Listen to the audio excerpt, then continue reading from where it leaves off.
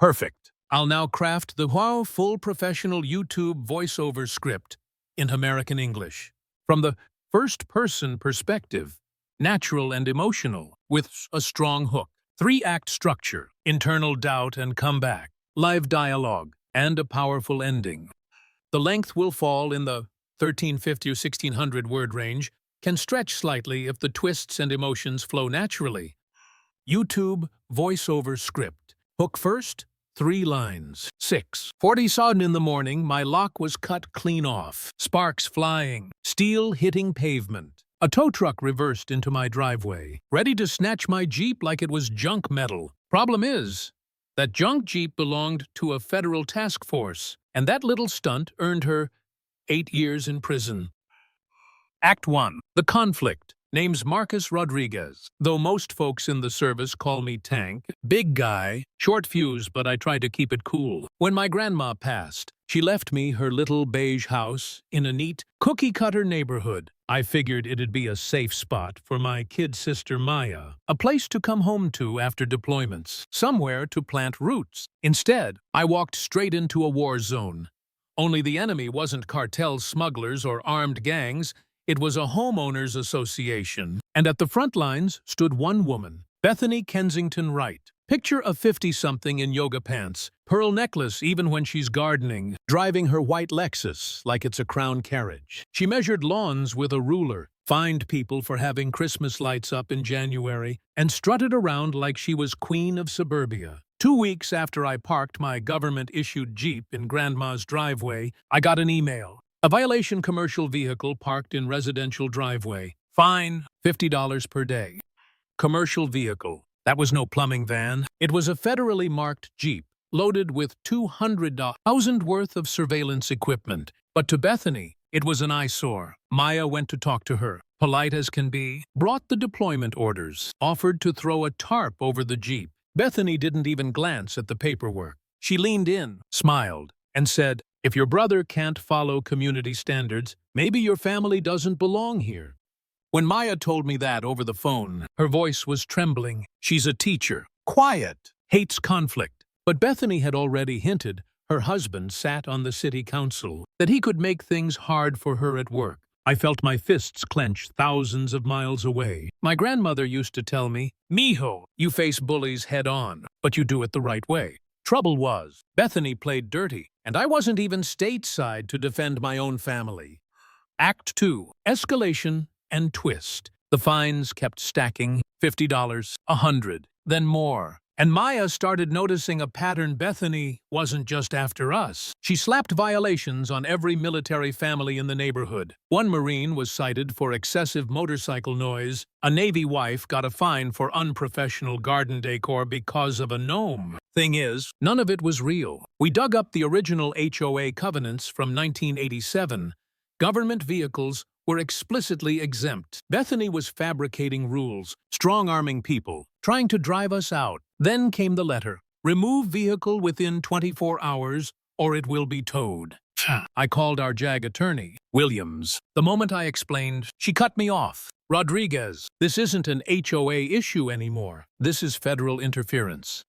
That's when Maya uncovered the bigger picture. Turns out Bethany had been lobbying against housing allowances for military families. Claimed we lowered property values because we moved too often. She wanted us out, not just for control, but to clear land for her husband's shady real estate deals. That night, I hit a wall. Sitting in some dusty tent halfway across the globe, I thought about selling Grandma's house, cutting our losses, letting Maya move somewhere safe. When I called her, I muttered, "Maybe it's not worth it. Maybe we just walk away."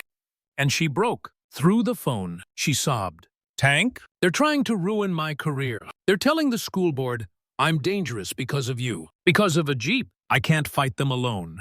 That snapped me out of it. My grandmother's voice rang in my head. "Don't you dare let anyone take our home." For a minute, I hated myself for even thinking of quitting. And right there, I promised Maya we'd fight back. Act 3. The counterattack. From that moment, I treated Bethany like I treated cartel bosses. Track, record, expose. I activated every surveillance system in that Jeep. infrared cameras, GPS, motion sensors. And what do I catch? Bethany herself, late at night, peering inside with a flashlight, snapping photos of classified gear. That wasn't HOA nonsense anymore, that was espionage. I forwarded the footage to my commanding officer, Captain Chen. She just chuckled and said, "Rodriguez, want me to end her world fast or slow?" Didn't matter. Bethany ended it for herself. 6:47 May. On a Tuesday, Maya video called me. I saw it live, Bethany in a silk robe, bolt cutters in hand, sparks flying as she snapped my lock. Behind her, a tow truck idled. She screamed, "I'm the HOA president. I have legal authority." The driver took one look at the federal decals on the Jeep and peeled out of there, tires screeching. Bethany, she climbed in like she owned it. Problem was, the Jeep's GPS was tied to Homeland Security. The moment it moved, alarms blared. Within minutes, marshals were swarming Willowbrook Estates. And Bethany made it worse. She literally changed the neighborhood gate code to block federal agents. Stood there, hands on hips, shouting, "This is private property. I don't recognize federal authority here."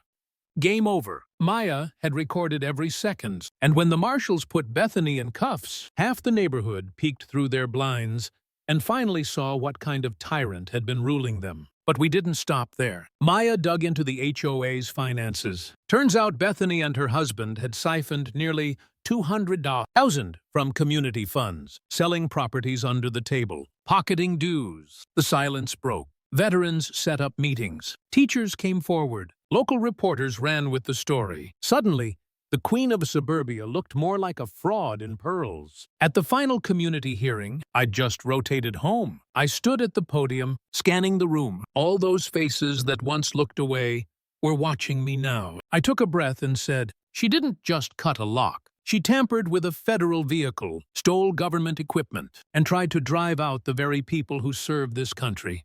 The hall went dead quiet. Then came the applause, and the marshals, standing by, clicked the cuffs on Bethany and her husband as cameras flashed.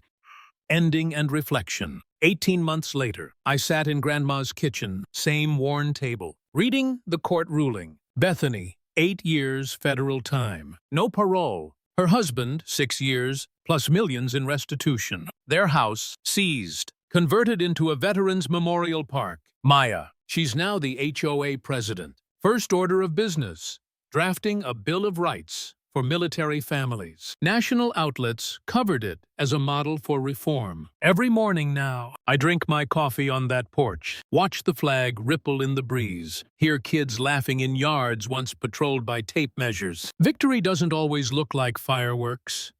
It looks like peace, safety, and knowing your family won't be bullied out of their own home.